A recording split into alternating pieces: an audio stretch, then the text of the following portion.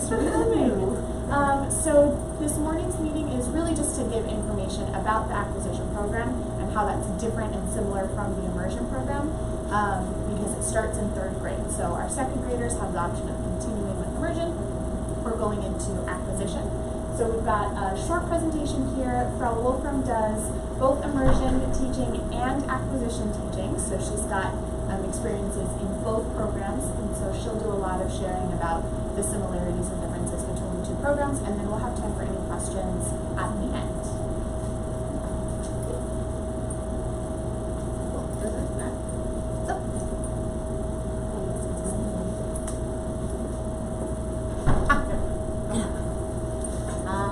So you might be here because you want to learn about the acquisition program, which is great. Also, maybe your child was tested in the placement test in one of the categories not proficient, so it might be not proficient in listening or in reading or in writing, and that's why the teacher recommended the acquisition program for that child, because it will be less German in acquisition. Also, it could be that your child might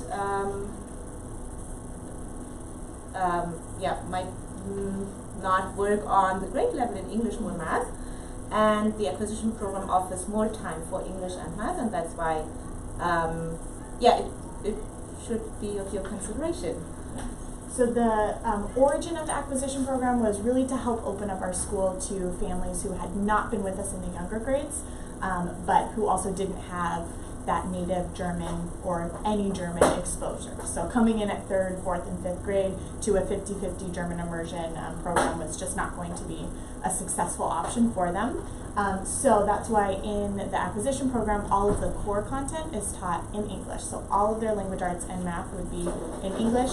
They still get German and Spanish, which we'll show in some future slides. So that's really where it started up from, and then since we've got this program, we wanted to offer it up because there are benefits also to having that smaller group environment for students. So as Frau Wolfram mentioned, if your child is someone who needs more support in their English language arts or English math, and that the German might be taking away the time that they need to really master those concepts in English, the acquisition program might be something for you to consider as well, because it is going to be a smaller group generally than our immersion classes. So what happens in 3rd, 4th, and 5th grade is the group classrooms, the homeroom classes, are still mixed, but they'll break apart when it's time to go to that 2nd language class. And also, if your child has an IEP or SST with us already, and it says in the IEP that we recommend a smaller group setting, then acquisition would be a smaller group setting, even though the child is relatively proficient in German, but because of other things in that IEP, this suggestion, could be fulfilled with the acquisition program. And the immersion program, well, it stays the same, but there will be more changes, or some changes in 3rd grade. There are additive requirements in English, math, and in German. So it's going to be more difficult and more complicated. And if there are basics already missing from 1st or 2nd grade, it will be really difficult for the child to catch up these knowledge gaps in German, because math will still be taught in German, and all the and tests will be taken in German as well, which we haven't done till 2nd grade.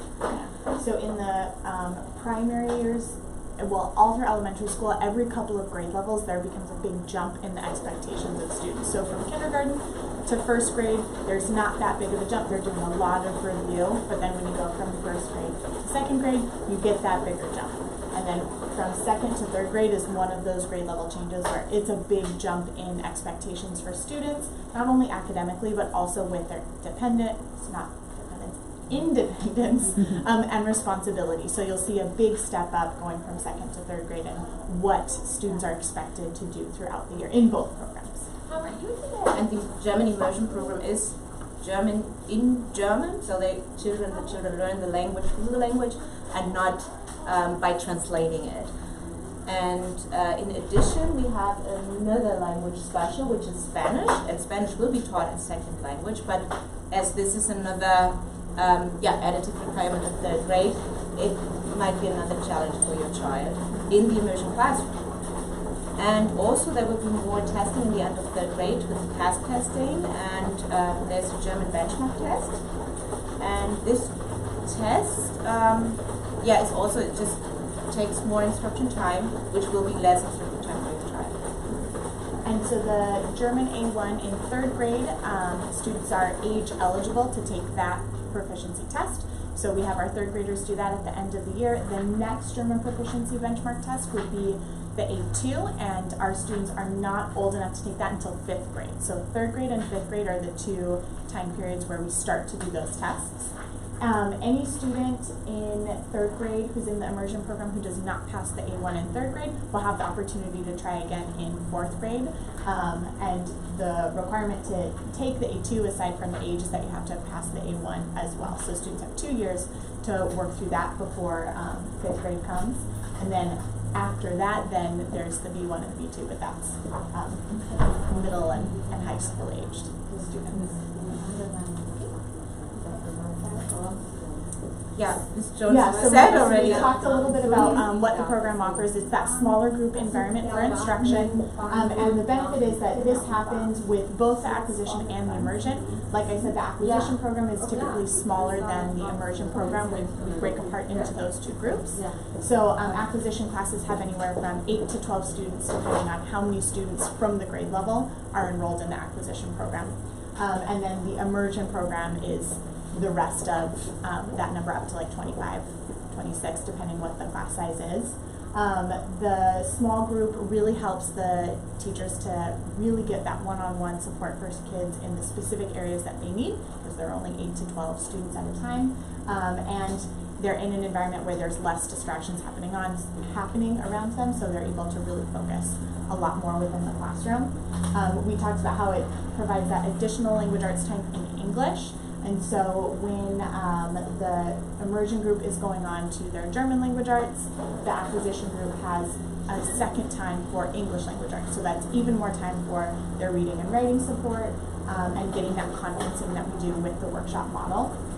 Math, again, they would get all of their content in English, so they're not having to go back and forth and remembering vocabulary words or learning new vocabulary words for concepts. It's just focusing on those same concepts in English all the way through. It's the same curriculum in both the acquisition program and the immersion program. And it's also the same curriculum in the language arts with English or German. The only difference is the language of instruction.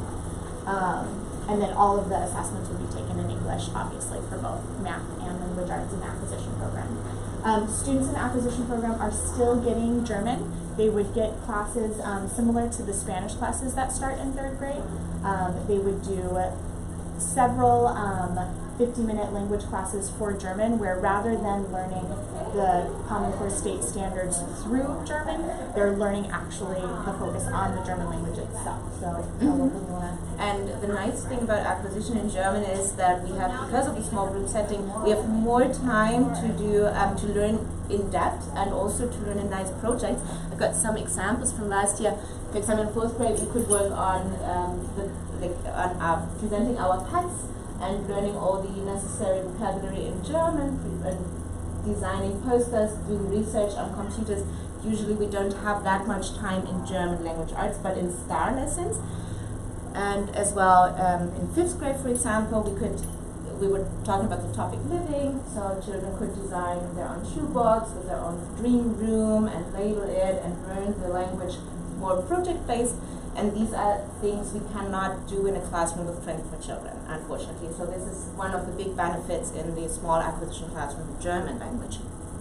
And the curriculum for the German language classes in acquisition is built, it's a mouthful, is built to spiral upon itself and to cover all of the concepts students would need to know in order to pass the A1. So for our immersion students, their German proficiency benchmark is grade 3 A1, grade 5 A2 for the acquisition program. Since most of the students will be newer to the language, the expectation is that by 5th grade they're able to pass the A2. So the curriculum and lessons are built to prepare students for that proficiency assessment. Yeah, and this is also good for students who join our school new in 3rd or 4th and 5th grade. Because of this bureau curriculum, they usually catch up all the topics we've done so far, and then also students who join us just in 5th grade are able or can be able to pass the A1 at the end of the school year. And really common concern we hear from parents, we totally understand, is that they are afraid that the children are excluded from the homeroom. But we'd like to show you the schedule of an acquisition program, and the children are only taught in acquisition every other week, and then only until lunchtime for math and for English only. They have the same curriculum in math, it's just taught in English, and during the same time and during the time where the immersion classroom has GLA, the time for acquisition will be divided into German as second language and the additional English time for support in reading levels or writer's workshop.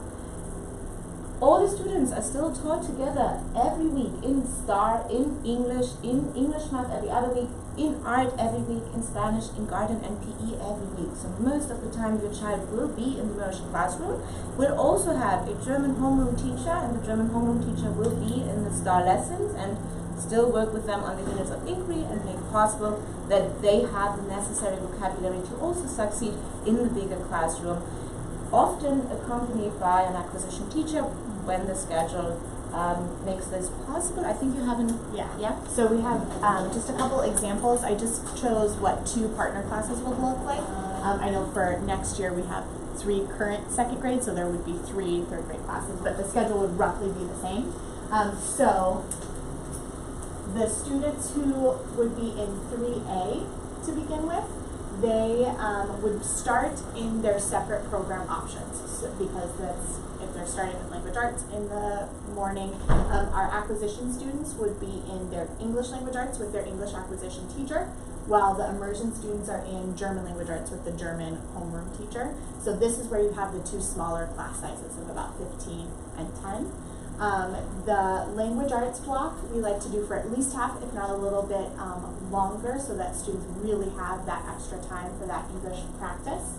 And then they go to recess, and then after recess they stay broken apart into their 2 smaller groups to work on math, and again that's the same content in both classes, just different languages.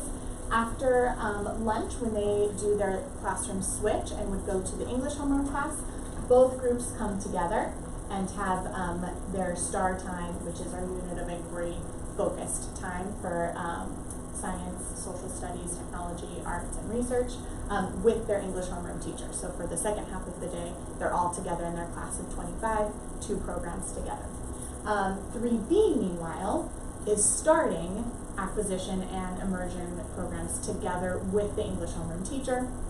They're working together with the English teacher for math, and then in the afternoon they stay together and go to the German homeroom teacher for that STAR time for their unit of inquiry. And so this is where, like Carl Wolfram was saying, the German homeroom teacher is helping to provide the acquisition students with that vocabulary that they wouldn't necessarily have had because they're brand new to our school, or they're needing some more support with that language, and where the acquisition teacher pushes in to help support as well for those aqua students. Then the following week, it flips. So then 3A has the schedule where they're starting all together with the English teacher, acquisition and immersion programs together for language arts and for math and English, and then in the afternoon they all go to their German homeroom teacher together, and the acquisition students then get that additional support for vocabulary and the push in with the acquisition English teacher. And then 3B has the mornings where they start apart. So our acquisition students would be with their English acquisition teacher, while the while the German immersion students are with their German homeroom teacher. So you have the 2 smaller groups of 15 and 10, and they stay in those smaller groups until the afternoon when they all come back together for their English homeroom teacher for their unit of inquiry work. Looks pretty confusing. It's a lot of moving parts, but the students really do kind of come together and move apart easily. The one benefit of our school in general is that they do a lot of transitions anyway, so our kids are really flexible and adaptive to different transitions, and having different teachers come in for their art and for PE and their German and their English. So we found in the last 3 years when we've been doing the acquisition program that these transitions really don't disrupt their regular day any more than what they're already used to and successful with. We had a different setup the very first year of the acquisition program, which was more disruptive to our students, and so that's why we switched to this model where we're starting in one spot and then we're coming together, or we're starting together and then we're going to our two different spots. So it's no more transitions than what they're used to already in the immersion program, going between two classrooms. And we've also noticed that children sometimes really flourish and become more confident in the small classroom, because often in the bigger classroom they feel put on the spot, especially with a language they don't feel too comfortable with, and then they benefit from that really good basics in German in the acquisition program and get more confident, and that's nice to see.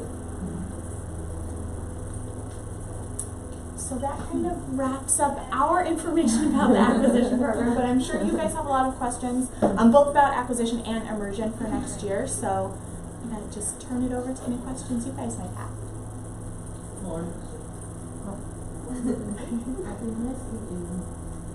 I'm interested in smaller size.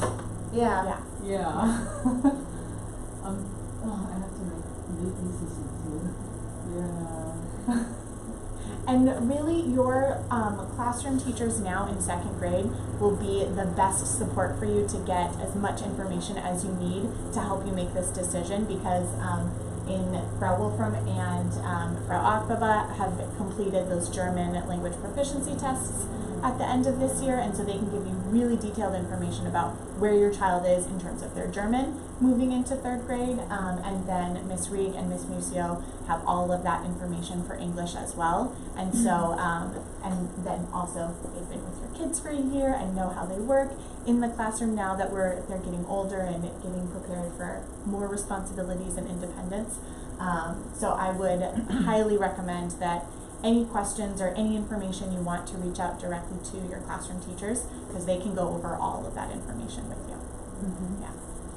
I have a question in regards to classroom materials, especially for the immersion program. Will the kids have an actual German workbook to work with, or are we continuing with copies? What is the plan So, because we are an IB school and we want everything to be really connected to our units of inquiry and have the research and the content that students are working with be guided by their interests and what they're finding out in the questions they're asking, we don't use workbooks across the board for any of our grade levels. So third, fourth, fifth, you won't find a workbook that kids are working through, and the reason is, and we've had that in the past with some of our German classrooms where we have a workbook and we're working through, and while it's great support, especially for practicing like conjugations and verb tense and sentence structures, it's really in isolation from all of the rest of their learning. And with our reading and our writing and our math, everything we try to do is so connected to that unit of inquiry. And so what we found is that students have a hard time then applying those concepts that they've practiced in isolation to the bigger work and connections that they're making. And so what we've done is transitioned into taking resources from those workbooks to help them practice things in context. So if they're doing a written piece during their workshop time, the teachers will model a certain sentence structure or a verb tense, and then as they're working with students, they're going to conference with them one-on-one and say, okay, so remember, we want to try to use this spelling when we're doing this, and this is how you conjugate this, or that's right if you're saying it in English, but here's how we're going to say it when it's in German. And so you won't see a workbook where kids are kind of working through. Another reason is the workbooks that we have as reference for our teachers, we get them all from Germany because we want the best German language materials for our students, both in the acquisition and the immersion program. But what that means is that they're not following the same structure of learning concepts as we do here in the United States. So the English Common Core and the English and German teacher really work closely together to align the content, so the children learn grammar content and spelling content in both languages to really make that connection, and there are no workbooks for that. This has to be done by the teacher. Sometimes we get lucky when we find a worksheet we can copy, but usually we work with projects, we make them write, we do writer's workshop, reader's workshop, and for example, in 3rd grade now, I've taught it last year in Immersion. We have a big project about fairy tales, which also connects to a unit of inquiry, which is called Camera Lights Action. This is so we want the children to learn a little role play in German and then maybe present it on stage. And that's more a complex project, really consisting of speaking and reading and writing and performing, and that's also something we cannot find in workbooks.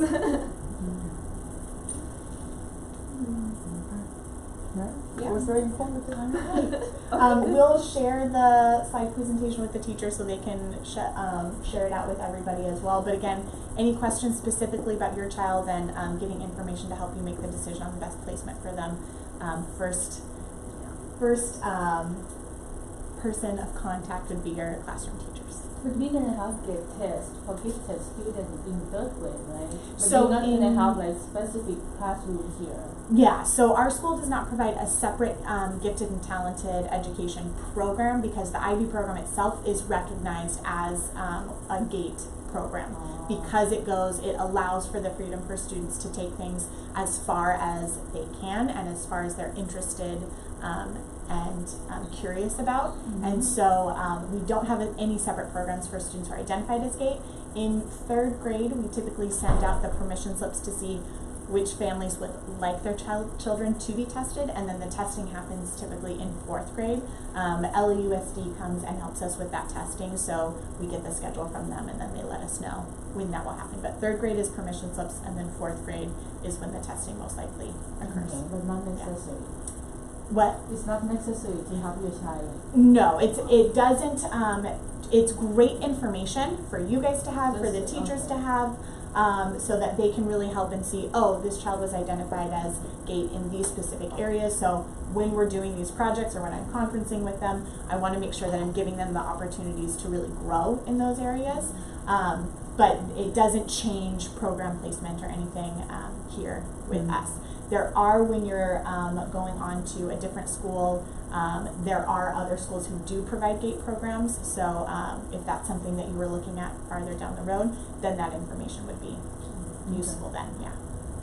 But again, for the recommendation, if your child got an immersion recommendation from their teacher, then it was tested proficient in German, and we really highly recommend to let them be in the immersion program because this is the spirit of the school.